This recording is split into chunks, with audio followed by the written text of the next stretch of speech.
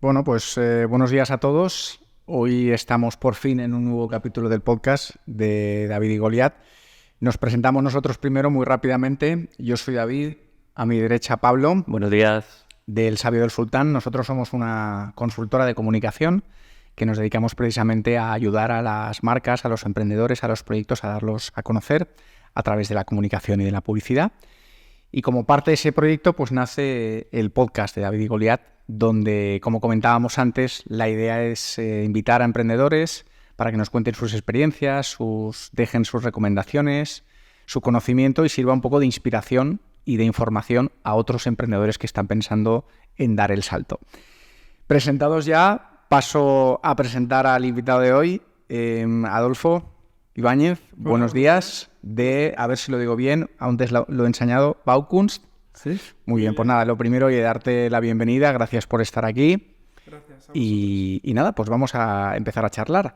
Entonces, bueno, siempre nos gusta al principio que os presentéis un poco, contéis, oye, quiénes sois, de dónde venís, para las personas que no te conocen y que nos ven y nos escuchan. Claro. Así que adelante. Muchas gracias. Muchas gracias por la oportunidad y un placer estar aquí con vosotros. Gracias. Soy Adolfo Ibáñez, soy un arquitecto especializado en restauración del patrimonio histórico. Llevo más de 15 años trabajando en pro del patrimonio, trabajando con restauración del patrimonio. Otra característica que soy emigrante, he vivido muchísimo tiempo fuera de España. En 2008, como todos sabemos, pues llegó una crisis enorme del tema de la vivienda en España y una generación de arquitectos pues tuvimos que emigrar, ¿no? Entonces, desde 2008 hasta prácticamente 2020, pues he vivido fuera de España, ¿no? Entonces ha habido que la arquitectura dejarla un poquito de lado y reinventarse, ¿no? Sin dejar de ser arquitecto, que soy arquitecto, pero buscando aquello que verdaderamente da sentido a mi vida, ¿no? Un poco lo que hoy conoceréis es aquello que verdaderamente hago, porque arquitectura está muy bonita, es muy bonita, pero no lo es todo para todos, ¿no? Entonces es una profesión que nos permite ser cualquier otra cosa y nos permite muchísima flexibilidad en cuanto a reinventarse, ¿vale? Entonces yo he estudiado arquitectura, estudié un máster de restauración en Barcelona en 2006, 2007... Y luego, pues, encontré el sentido de mi vida no dentro de la arquitectura, sino dentro del patrimonio. Porque el patrimonio es algo que es de todos, ¿no? Es de todo el mundo. La arquitectura hace obras para uno, obras para otro, pero trabajar con el patrimonio es algo que es, a fin de cuentas, para toda la sociedad. Porque entendemos que el patrimonio, los monumentos, son documentos históricos, ¿no? Que nos representan, que nos generan memorias, que nos generan lugares donde hemos vivido, donde hemos existido. Y entiendo que trabajar con la cultura y con el patrimonio es algo que es para todos. Y ahí empieza pues un poco a conformarse lo que es Adolfo Ibáñez actual, con la experiencia que ha tenido de estar viviendo prácticamente más tiempo fuera de España que en España, ¿no? En época de trabajo profesional. Entonces, pues soy un poco, ¿cómo te diría yo? Pues el resultado de mis experiencias y de sobre todo una cosa, hacer lo que me gusta y lo que tiene sentido para mí. Muy bien. Eso ya yo creo que es una de las primeras ideas importantes para los emprendedores, lo de hacer lo que te gusta. Yo creo que eso es algo fundamental. Y Adolfo, ¿cómo nace el proyecto? Porque he leído por ahí que empiezas en un almacén, algo así. Sí, el concepto de las primeras ideas del proyecto, ¿cómo arrancáis? El concepto de Baukunst nace de un amigo mío arquitecto, Jesús Calero, que estudió conmigo arquitectura en Valencia, él es de Madrid, y en el que se quería crear el concepto de un taller de arquitectura, en el que libremente arquitectos trajesen proyectos de arquitectura o de cualquier otra área vinculada con la construcción y de forma colaborativa se elaborasen proyectos de arquitectura. Bajo este concepto, el concepto de Baukunst, que significa el arte de construir, es una forma colaborativa de crear. Entonces, la idea básica de la empresa, que es una empresa basada en un taller, en un atelier, como se diría en francés, ¿vale? Es la de crear colaborativamente proyectos de arquitectura o, en su defecto, de otras áreas del saber o del conocimiento, ¿vale? Entonces, Baukunst el concepto fue creado hace más de 20 años, porque mi compañero pues estudió arquitectura conmigo, no somos muy amigos, ahora él está viviendo en Madrid, y yo decidí coger la marca para crear una empresa en Brasil en 2014. La empresa Baukunst ya existe en Río de Janeiro desde 2014 y está recién creada ahora en Valencia desde 2023, prácticamente recién nacida. Entonces, la base es la libertad de crear, la libertad de poder construir, como el propio nombre indica, el arte de construir.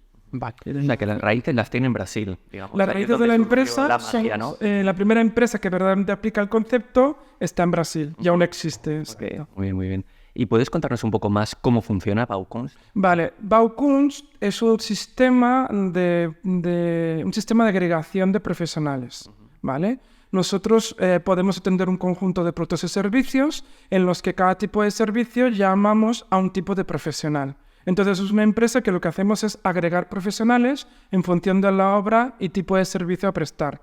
Aparte de ese tipo de profesionales en red colaborativa, lo que somos es creadores de proyectos. Se nos ocurre un proyecto que vemos que tiene un impacto real y conseguimos buscar cómo financiarlo y cómo ejecutarlo, ¿vale? Ahora actualmente con las naves estamos con un proyecto que se llama Hortatec, por ejemplo, por poneros un ejemplo, que es un trabajo colaborativo con una startup llamada FIPS en Monitorizaciones, que también está en el Colab, y como el nombre de Colab muy bien indica, pues es colaborar, ¿no?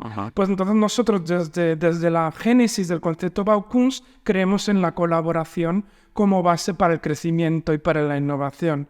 Uno no sabe de todo, ¿no? Entonces, ¿por qué no mirar hacia los lados en vez de mirar siempre para frente de lo que hacemos? La innovación no ocurre de forma longitudinal, la innovación ocurre mirando siempre hacia los lados. Y si vemos que podemos colaborar con otras empresas aportando ideas transversales, pues les damos a las empresas con las que colaboramos la posibilidad de tener nuevas formas de crear, siempre de forma colaborativa. O sea que un poco, si lo he entendido bien, la diferenciación vuestra con respecto igual a otras empresas con unos servicios parecidos sería ese espíritu o ese ADN colaborativo para crecer, para innovar, integrando profesionales de muchas disciplinas y demás. Esa sería, digamos, la gran diferencia con respecto igual a otros proyectos. Esa es una diferencia principal, sí, porque ya con la experiencia que hemos tenido en las naves con otras startups del Colab, en el que estamos presentes, pues es que si podemos nosotros darle un giro, digamos, o darle una nueva visión al modelo de negocio de muchas empresas, trayendo áreas que, por ejemplo, no son originalmente el modelo de negocio base, pues eso es súper interesante. Y además, yo conocer a través de lo que ellos hacen, pues otras áreas de conocimiento. En fin, es una colaboración, pero también transmitir el conocimiento, porque el conocimiento, como he comentado, no es un elemento longitudinal. Claro. Siempre pasa mirando siempre hacia los lados. Claro. Innovación cruzada, que se llama.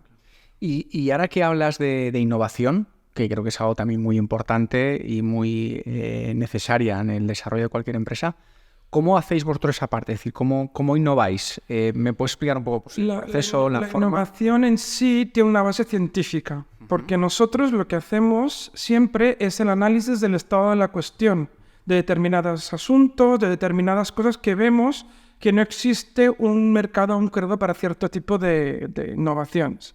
Entonces, mi base es siempre la científica, porque el conocimiento científico es siempre el más fuerte, el que está basado en estudios previos en comparación con otros investigadores, y como mi base es ser investigador, pues siempre analizo artículos científicos, participo en eventos de divulgación del conocimiento, y así es como veo un poco el conjunto de determinados proyectos o determinadas áreas en las que quiero innovar, y veo pues si ha sido hecho, si alguien lo está haciendo ya, o de qué forma, si alguien lo está haciendo ya, lo podemos hacer para hacerlo más innovador y que por ende tenga más impacto. ¿Vale? Porque creo que lo científico es el único conocimiento que no puede ser contestado. Vivimos en un mundo de relatividad, en todo es relativo, sí. Pero el conocimiento científico que está comprobado científicamente, valga la redundancia, pues es algo muy importante, ¿no? Digamos. Una cosa que te quería preguntar es que, investigando un poco sobre el proyecto de Baukunst, sí.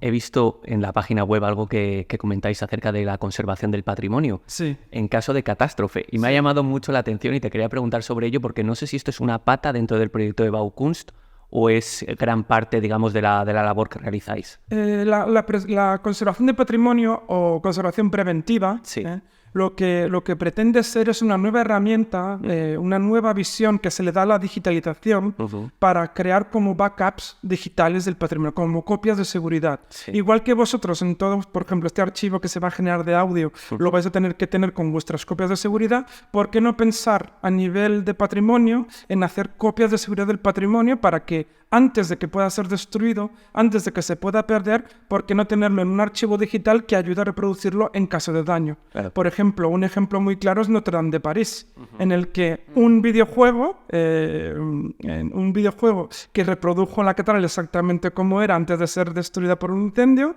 se usó como base para poder reconstruirla. Qué curioso, no tenía ni idea de eso. Pues un ejemplo pues muy preclaro, ¿no? Entonces, buscamos que la tecnología salga de su propia área de confort generando nuevos impactos, nuevas oportunidades para la tecnología, porque creemos que la tecnología es una mera herramienta, no algo para decir, oh, estamos aquí arriba. No, la tecnología está hecha para servir al ser humano, para servirnos a nosotros, ¿no? Por tanto, se han de buscar nuevos usos para ampliar su impacto, y siempre con impacto social, medioambiental y económico. Y Adolfo, hablando de la tecnología, ahora que está tan de moda la inteligencia artificial para todo, para muchísimos procedimientos, para muchos procesos, yo también leí que al parecer iba a impactar, a transformar la arquitectura tal y como la conocíamos. Sí. Entonces, bueno, ¿qué opinión tienes? ¿Cómo crees que va a impactar? ¿Qué va a aportar? ¿Qué no? ¿Qué opinión tienes? Nos van a despedir a todos, nos van a quedar todos sin trabajo. Miedo que también hay. Yo no creo que nos lleguen a despedir. No, yo tampoco. No creo que nos lleguen a despedir porque la creatividad arquitectónica, la parte de crear en arquitectura, implica tantas disciplinas al mismo tiempo que yo no creo que llegue a la inteligencia artificial a interpretar todo lo que implica el crear arquitectónico. Lo que sí que veo es que todos aquellos procesos sistemáticos, las memorias de arquitectura que son un rollo, pues ya sabéis lo que son, el cumplimiento de las normativas, todo eso sí que se va a automatizar. Meterás unos datos y te hará la memoria automáticamente, eso sí. Pero la parte de crear y dibujar, eso lo veo más complicado. Ya hay inteligencia artificial que proyecta.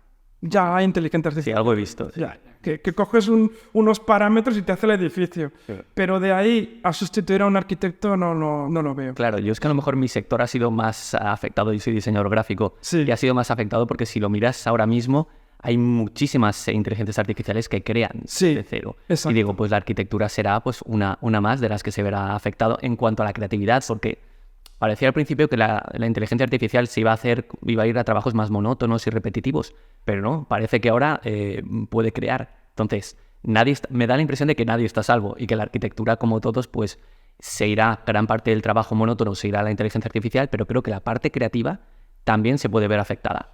Ya no sé si a la hora de desplazar a un arquitecto, que imagino que no, pero sí de convertirse en una herramienta fundamental en su trabajo. Creo yo, no lo sé. Ten en cuenta que al fin de cuentas la arquitectura es una combinación de variables. Y variables del espacio, de la iluminación, de la habitabilidad, de los materiales, todo. Si todo se puede parametrizar, como ya se está haciendo con el BIM en arquitectura, el Building Information Module, ¿vale? Que son elementos que ya empiezas a parametrizar. Si se puede parametrizar eso, todo lo que se pueda parametrizar y meter en un programa con un código para meter inteligencia artificial, se va a automatizar, en ese caso. Pero el tema del concepto de creatividad, la parte formal, la parte artística, ahí lo veo más difícil.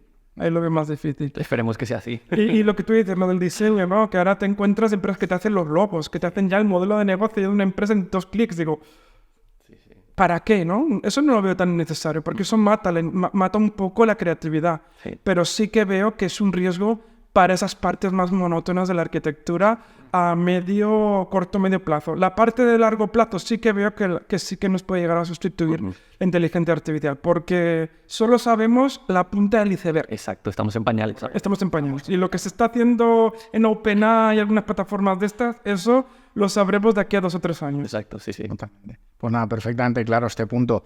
Vamos a entrar un poco más en la fase emprendedora, hablar más del emprendimiento. Tú, Adolfo, siempre has sido emprendedor, siempre es algo que has llevado dentro, por muchas veces lo que se dice, ¿no? De si el emprendedor se nace, se hace. En tu caso, ¿cómo emprendedor, yo creo que son las dos cosas, se nace y se combinación. Claro, porque yo he trabajado como asalariado para una empresa, en un despacho de arquitectura en Río, que estuve 1 año trabajando. no me gustó la experiencia de trabajar para otros, no porque no lo viese algo bueno, porque siempre se ha de coger experiencia, pero es que yo vengo ya de toda una vida de ser hijo de arquitectos, padre y madre arquitecto. Entonces a mí el tema del ambiente del despacho de arquitectura, yo empecé a dibujar en AutoCAD con 15 años. Madre mía. O sea, yo estaba esclavizado, entre comillas, por mis padres porque ya sabía lo que era, ¿no? Entonces, como yo desde el principio creo en la colaboración, creo en que a través de mi trabajo tenga un sentido en mi vida, ¿no? Es decir, claro, es lo que os he comentado, no hago aquello en lo que no crean. Es decir, si verdaderamente no tiene sentido para mí, sinceramente no lo hago, porque verdaderamente es como perder el tiempo, ¿no? La vida es corta y si podemos hacer cosas que dejen un impacto, un pozo positivo para las nuevas generaciones, pues oye, eso pues me vale mucho más la pena, claro, ¿sabes? Claro. Porque quizás sea un poco buen samaritano, ¿no? El espíritu buen samaritano, pero yo qué sé, es así, ¿no? Es así como siempre me lo he planteado. Y el poder trabajar en proyectos como empresa, pues te da mucha más libertad, muchísimo más tiempo. Obviamente también tienes que dedicarle más tiempo trabajando, pero todo tiene sus pros y sus contras. Claro. ¿Es este tu primer proyecto de emprendimiento? Baukunst, a ver si lo digo bien. Baukunst. No, porque como ya he tenido que emprender en Brasil, estoy emprendiendo desde prácticamente 2010, imaginaros. Baukunst es el nombre bajo el cual he emprendido siempre, porque como ya existe empresa allí y tengo la empresa aquí, pues, y me gusta mucho el concepto de colaboración, pues siempre ha sido Baukunst. O sea, digamos que es la empresa paraguas de la que ahora mismo pues están saliendo nuevos proyectos, ¿no? Exactamente. De hecho, antes del podcast nos estabas comentando algo de que, bueno, pues que hay nuevas cosas que vas a lanzar. ¿Hay algo que nos puedas adelantar? Bueno, pues dentro de Baukunst, una parte que es la parte que más me gusta, que es toda la parte de creación de proyectos. Estamos intentando sacar un proyecto llamado Place Heritage, que es un concepto bastante innovador, que es lo que es mi sueño, que lo que quiero un día hacer. Quiero dejar de ser Baukunst para transformarme en Place Heritage, que como su nombre indica es el lugar o hogar digital del patrimonio, buscando crear una herramienta que preserve, que divulgue y que encima permita que los ciudadanos y el turismo participen de la preservación del patrimonio, de la conservación del patrimonio, como una herramienta de circularidad basada en el valor digital del patrimonio. Luego también estamos colaborando con una startup que es lo de Hortatec, que ya os he comentado, por ejemplo. En fin, en Brasil también estamos con proyectos. Ahora un proyectito que estamos intentando sacar a ver si conseguimos algún municipio costero, pues es el proyecto Metarqua, que es bastante interesante, que es el metaverso de arqueología subacuática, en la que buscamos digitalizar barcos hundidos y musealizarlos a través del concepto de metaverso, en el que tú puedas ir a ver un barco hundido, el pecio de un barco hundido, poder también dentro del metaverso conocer piezas arqueológicas extraídas de ese pecio y una especie como de musealización virtual de los pecios de los barcos hundidos. Es un patrimonio que nadie conoce, que tiene una barrera de acceso enorme porque no todo el mundo puede bajar 100 metros bajo el agua y que es algo pues, que estamos intentándolo sacar. Porque para mí, otra cosa muy característica es que todo es patrimonio. Nosotros como personas somos patrimonio, porque somos memorias, somos lugares, tenemos vida y sin memorias, pues ¿qué nos queda? No. Nada. Y volviendo a la parte de emprendimiento, cuando aquí hablamos muchas veces pues, bueno, de las dificultades que se encuentra un emprendedor con su proyecto, que siempre las hay, ¿no? A la hora de lanzarlo. En tu caso, en toda tu trayectoria de emprendedor, ¿cuáles han sido esas mayores dificultades, esos mayores obstáculos que has encontrado para...? A veces el tener que explicar, o sea, el evangelizar que se llama, ¿no? Evangelizar, explicar a las personas para que entiendan qué es lo que quieres hacer. Porque a veces empiezan con ideas que son muy complejas porque vienen de muchas áreas y el simplificar lo que quieres hacer y que te entiendan principalmente es uno de los esfuerzos mayores. Otro esfuerzo también es el ser capaz de dejar muchos proyectos en el cajón. Porque si uno crea mucho y quieres hacer 1000 cosas a la vez, en la dispersión que se llama. Entonces también enfocar. En mi caso, yo creo muchas cosas, las meto en el cajón y me gustaría hacer todas, pero no se puede. Entonces voy diversificando esto al cajón y de aquí a un año lo retomo. Por ejemplo, ese es mi mayor reto, ¿no? El poder enfocar y el poder, digamos, concentrarme en 2 o 3 proyectos al mismo tiempo, porque es que si no, uno no llega. Sí, pero veo que no los dejas de hacer. Quiero decir, los guardas en el cajón, pero ya con la idea de, no, este no se queda fuera, este lo voy a retomar. Vale. Exacto, porque otra característica es que lo que voy buscando es ser un CEO de CEOs. Creo un proyecto y coloco una empresa o una persona para ejecutarlo. Y ahí voy, pues digamos, como coordinando de forma holística por encima diferentes proyectos. Es una idea, es un diferencial también. Es un poco loco de entender porque te está ocurriendo 4 o 5 proyectos y digo, madre mía, no sé cómo llega a fin de mes o pues cosas así. Estoy la verdad muy de acuerdo, sobre todo eso que has dicho, el primer punto de a veces que cuesta hacer entender lo que haces. Es verdad, yo creo que nosotros que trabajamos en una disciplina distinta, que es la comunicación y el marketing, nos encontramos a veces con esa dificultad, porque uno cree siempre que lo que haces, o sea, como tú lo haces y lo tienes muy interiorizado, todo el mundo lo va a entender, pero no es así. Muchas veces no se entiende y no siempre es culpa del receptor, sino muchas veces es el emisor quien no es capaz de explicarlo adecuadamente o explicar qué problema te voy a solucionar o qué necesidad te voy a cubrir, ¿no? Entonces estoy de acuerdo que es muy importante saber explicar y convencer a lo que te dedicas para que la gente te considere, claro. No. El emprender es la aventura de siempre tener una hoja en blanco delante. Ahí está. ¿Cómo lo escribes? ¿Cómo lo vendes? ¿Cómo lo divulgas? Ahí está la cosa. Y a mí estos años, desde que empecé con el Place Heritage, es lo que me está costando más que me entiendan. Pero poco a poco ya me van entendiendo qué es lo que quiero hacer. Porque además, como son cosas que no tienen referencias en otros lugares, pues el meter filosofía, bueno, parte de la filosofía también, pero el meter transversalidad, eso es lo que a veces consigues llegar a explicar las cosas, pero lo haces más difícil. Porque no todo el mundo puede entenderlo todo al mismo tiempo. Entonces, se ha de compartimentar, hacer cosas más pequeñas para que luego se entienda, como se dice, ¿no? La gran figura, la gran imagen, the big picture. Y luego, por ejemplo, otra parte muy importante, que además todos los que venís aquí nos lo decís, la importancia antes de lanzar un proyecto, una idea, de testarla previamente, ¿no? De decir, pues sí, oye, el mercado esto lo puede acoger, lo puede necesitar. Tú, en tu caso, ¿cómo, a lo largo de tu vida de estos años, cómo has ido testando antes los proyectos que querías poner en marcha? Muchas veces para hacer entender la innovación hay que pilotarla. Hacer pilotos en menor escala. Pilotos que sean demostradores y validadores de aquello que quieres hacer en gran escala. Porque para poder hacer las cosas, como os he dicho, como acabamos de decir, compartimentar y hacerlas más pequeñas. Claro. Porque hay veces que hay ideas que son demasiado grandes para uno mismo llegar a percibirlas. Por tanto, por partes se va haciendo la cosa, haces un piloto que valide la idea, entienden el piloto, funciona el piloto, está validado y por tanto lo podemos aplicar luego en grandes escalas. Porque aquello que nace con una voluntad de ser muy grande se acaba ahogando en su propia grandeza. Sí, además si tienes un proyecto y no sabes explicar lo que haces porque es demasiado complejo, es que nadie te va a poder entender. Claro, en nuestro caso sería nadie te lo va a comprar. Claro, exactamente. Sí. Y luego hay una cosa que estás haciendo mucho hincapié y me parece muy interesante, y es en la colaboración, ¿no? En el espíritu colaborador. Y yo pienso que eso, cuando alguien va a emprender o va a lanzar un proyecto, pues es muy bueno y muy recomendable pues juntarte o integrarte en grupos que te ayuden pues a dar forma a esa idea, incluso a cuestionártela, a sacarle los fallos y en definitiva apoyarse en gente, ¿no? Lo vengo a decir porque nos comentaras un poco, si quieres, colabo un poco de las naves, pues qué te había supuesto, qué te ha aportado y por qué crees que es bueno pues juntarse, ¿no? Para lanzar un proyecto. O sea, el emprendedor siempre peca de una cosa, de que su idea es perfecta, es ideal, funciona maravillosamente.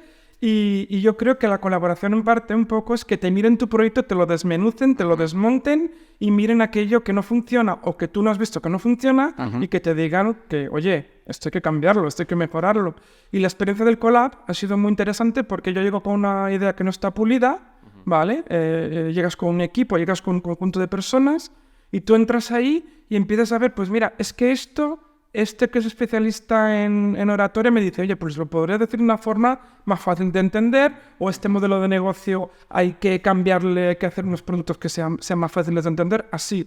Es decir, emprender yo creo que tiene que partir de la humildad, que tiene que partir de dejar que todo el mundo hable de tu proyecto y te lo destrinchen, o sea, te lo deshagan y te lo vuelvas a montar. Porque es un puzzle, ¿no? Si ves que una pieza no funciona, la cambies, pues cosas así. Y muchas veces también en el emprendimiento tienes muchos procesos de cambio de dirección.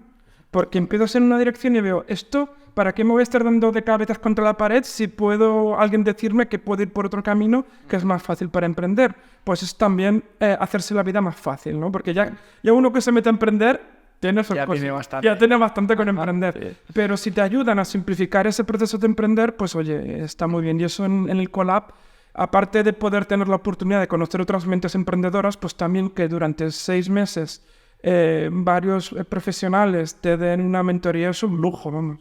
Es una suerte enorme. Hasta os recomiendo que si podéis hacerlo, oye... No, nos encantaría, ¿eh? Se lo recomiendo a todos. Lo recomiendo a todos que lo hagan. Lo que hay que llegar es con una mentalidad bastante abierta, ¿no? Porque imagino que 6 meses, digamos, poniendo a prueba tu proyecto, tiene que ser duro. Quiero decir, al final te tienes que plantear todo, ¿no? Lo que has pensado toda tu vida. Todo te lo tienes que replantear. Porque es como si cada circuito, cada cablecito de tu proyecto te lo mirasen con luz. Exacto. Y además es que te dan unas herramientas que antes no tenían, ¿no? El tema de gestión digital de una empresa, el tema también del corto, medio y largo plazo, que muchas veces eso las empresas no lo tienen, ¿no? Lo de la visión, lo de la misión que quieres ser cuando seas mayor, por ejemplo, ¿no? Y cosas así, porque emprender, emprender muchas veces se basa en proyectos muy sencillos. Pero en mi caso no, como es transversalidad, innovación cruzada, no es tan fácil. Por eso mi concepto, mi característica es emprender lentamente. Porque no quiero ser un unicornio. Yo quiero hacer lo que tiene sentido para mí y si eso tiene impacto para la sociedad, para vosotros, para todos, pues mejor. Claro que sí. Mucho mejor. Y en tu caso personal, Adolfo, ¿qué dirías que es lo mejor del emprendimiento y lo peor? Porque esto también hay que decir, tú lo has dicho antes, emprender, alguien que decide en emprender ya se está metiendo en camino de varas. Exacto. Entonces, bajo tu experiencia personal, ¿qué destacarías como lo mejor y, bueno, lo más costoso, lo menos? Un poco ya lo he comentado. Lo más bonito de emprender es hacer lo que a uno le gusta y si encima hacer lo que a uno le gusta tienes más tiempo para dedicarte a lo que a uno le gusta, pues mejor. Es una cosa muy bonita de hacer. También la cantidad de gente que se conoce, la cantidad de gente con la que uno puede intercambiar cosas, con la que uno puede colaborar, como he comentado antes. De hecho, en el Collab tengo, más de 10 colaboraciones entre startups y cosas, que muchas han dado frutos bastante positivos. Y la parte mala, pues muchas veces es la incertidumbre. Que no sabes hacia dónde vas a acabar yendo, quieres hacer muchas cosas, a veces también la dificultad para hacer equipo, porque también tengo esa dificultad yo sinceramente os lo digo, es muy difícil de hacer equipo, sobre todo cuando es con cosas muy transversales, porque encontrar a otro como yo, pues aparte de que no me aguantaría, pues quiero decir, es difícil, ¿no? Sí. Entonces, pues... la incertidumbre, eso es la parte más difícil. Sí. Está muy bien tener tu sueldo a final de mes, con tu nómina y tal, pero... eso tampoco, eso no lo veía yo como... Claro, no te termina de llenar.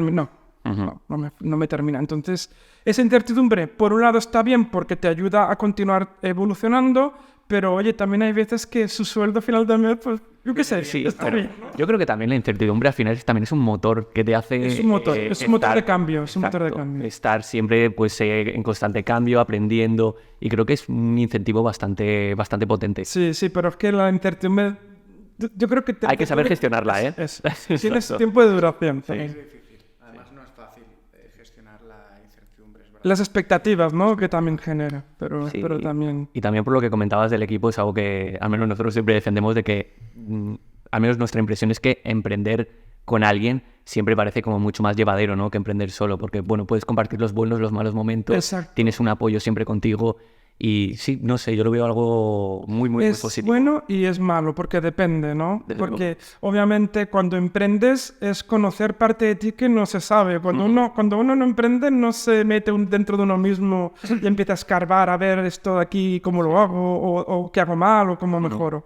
Entonces, emprender también es un autoconocimiento, es muy importante, porque nos da una visión de nosotros un poco fuera lo del área de confort.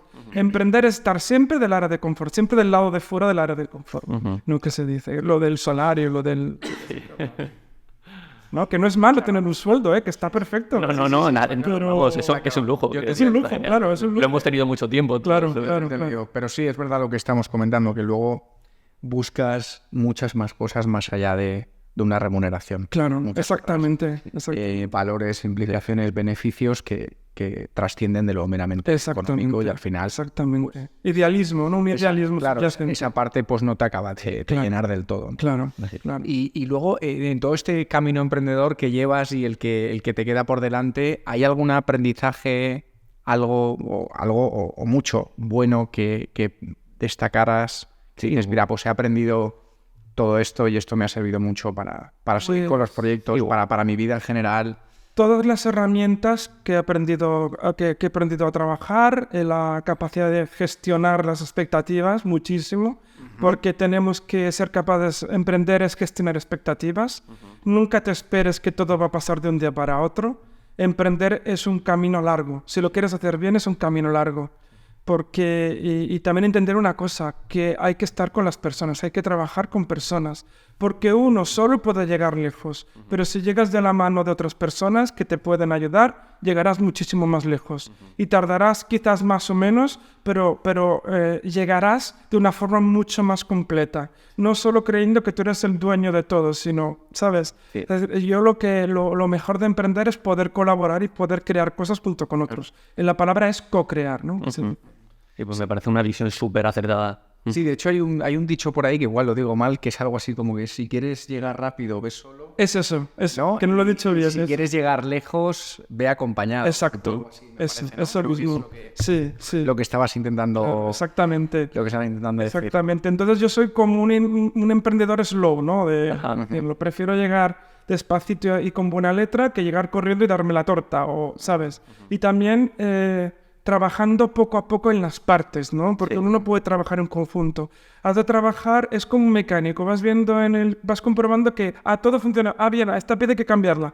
Pues vamos analizando, vamos haciendo lo mejor poquito a poco, no como un todo, porque todo como un todo te da una visión errónea, ¿no? Entonces ir trabajando poquito a poco en las partes del proyecto, cuando es un proyecto complejo, como en caso de Place Heritage, e ir haciéndolo poco a poco. Y eso siempre, el conocimiento y la investigación. Todos los días hay que aprender algo nuevo.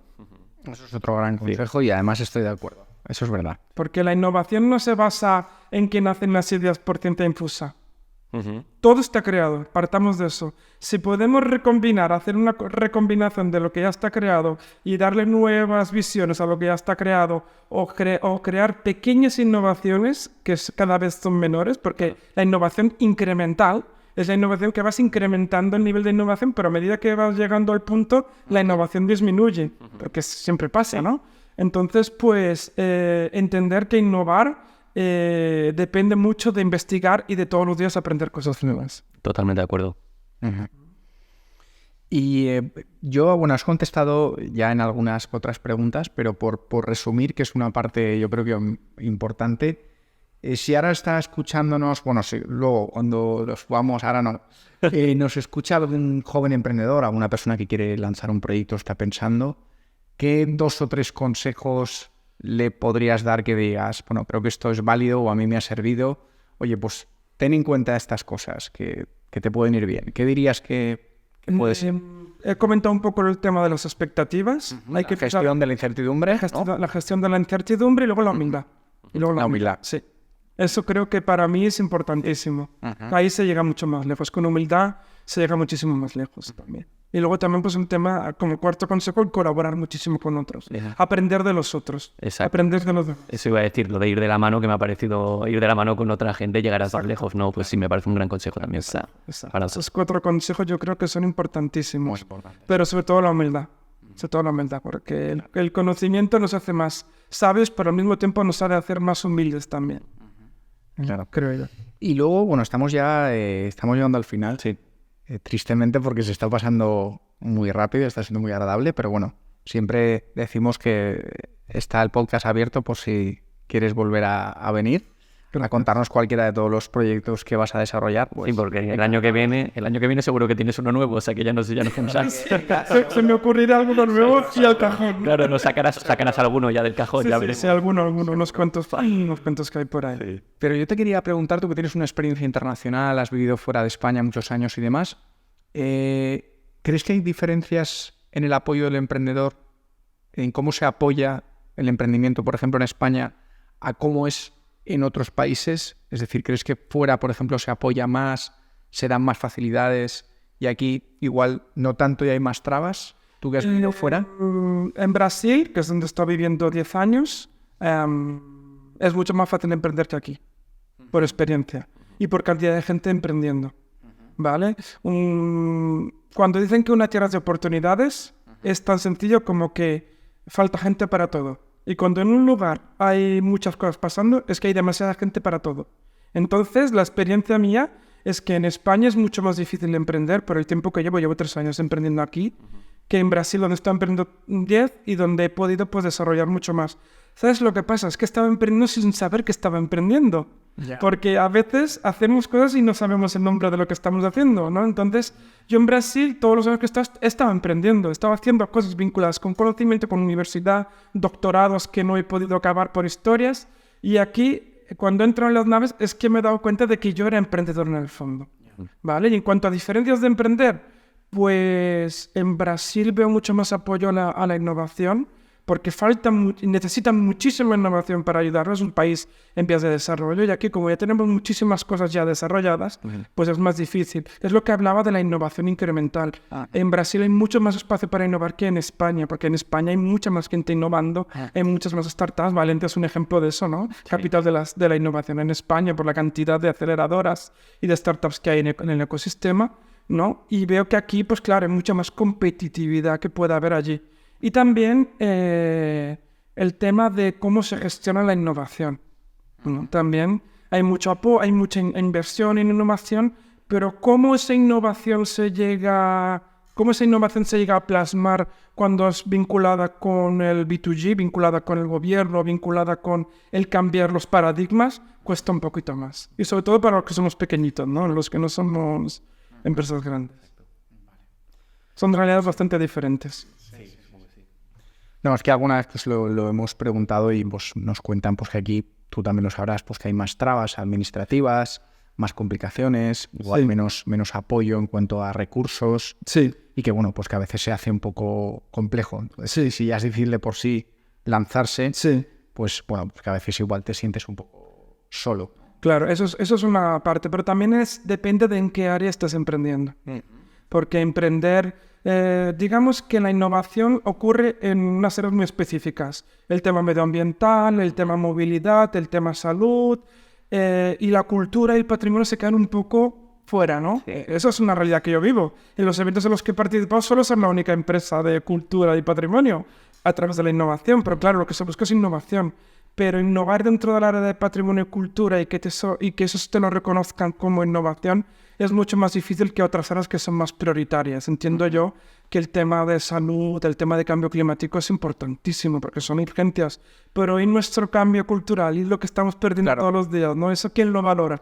Pues es lo que siempre falta dinero para cultura y siempre falta gente. Pero siempre tiene que haber alguien que se dedique un poco a la cultura y el patrimonio también, que son importantes. Y para eso, digamos, me meto yo en tantos fregados, pero porque es lo que me gusta. Sí, pero está genial, porque al final tienes un nicho en el que, bueno, digamos que tienes una idea original en el que tienes menos competencia. Quiero decir que al final, bueno... Es bueno y es malo, es lo que habéis dicho también de la soledad, ¿no? Claro.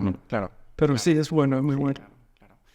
Bueno, ya llegando al final siempre nos gusta cerrar las charlas con la misma pregunta y es un poco una mirada al futuro, es decir, ¿dónde te gustaría estar o llegar en unos años con este proyecto, con otros? ¿Te ves que seguirás vinculado a la arquitectura y al patrimonio dentro de unos años, quizás en otra área? No sé, ¿cómo imaginas? Sustituido por una inteligencia artificial. Exacto, tal vez por un robot. Tenemos todos robots ya. ¿Cómo te gustaría verte en el futuro? Primero de todo, ser feliz. Poder vivir una vida tranquila, dárselo a mi hijo la mejor vida que pueda. Eso sobre todo.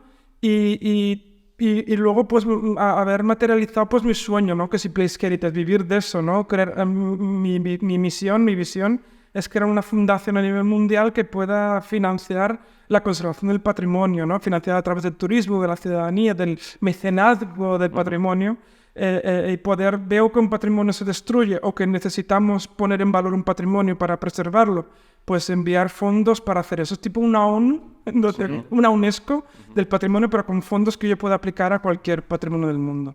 Porque cualquier lugar es patrimonio, cualquier lugar es importante para nosotros, para lo que sea, hasta un patrimonio en la India, un patrimonio en Brasil, forma parte de lo que es lo que yo llamaría el ecosistema cultural de la humanidad, ¿no? Es la producción de la sociedad, de la humanidad como un todo, donde mejor se queda manifestado es en nuestros monumentos, es en nuestros documentos, ¿no? En nuestra producción cultural, porque todo lo demás pasa, ¿no? Un pedazo de proyecto de visión y de misión. Sí, a ver si te vemos dentro de unos años con la fundación montada. Eso, Fundación Nuclear Heritage, a ver, tal. Seguramente habrá cambiado el nombre, pero sí, ese es mi sueño. Bueno, Adolfo, te queremos preguntar por último, si alguien que nos está escuchando quiere contactar contigo, ¿cómo se pone en contacto contigo? Tenemos 2 páginas web, ¿no? ¿Vale? Tenemos la de www.baukunst.es, que es la página de la empresa, donde podéis conocer el repositorio de todos los proyectos que hemos hecho. Y luego tenemos la www.placeheritage.com, que seguramente no me entenderéis porque es un nombre un poquito complicado, pero ahí también podéis buscarnos y si queréis contactarnos, pues tenemos un formulario, tenemos emails de contacto o para cuando queráis. Vale, perfecto, pues nada, lo pondremos como siempre en la descripción del podcast. Y nada, ya simplemente pues agradecerte que hayas venido a contarnos tu proyecto, no nuestro proyecto, tu proyecto. Y nada más, ¿verdad, David? ¿Algo más que añadir? Nada más, yo eso, también darte, Adolfo, las gracias por venir. El proyecto, la verdad es que es muy interesante. Te deseamos la mayor suerte del mundo para el futuro.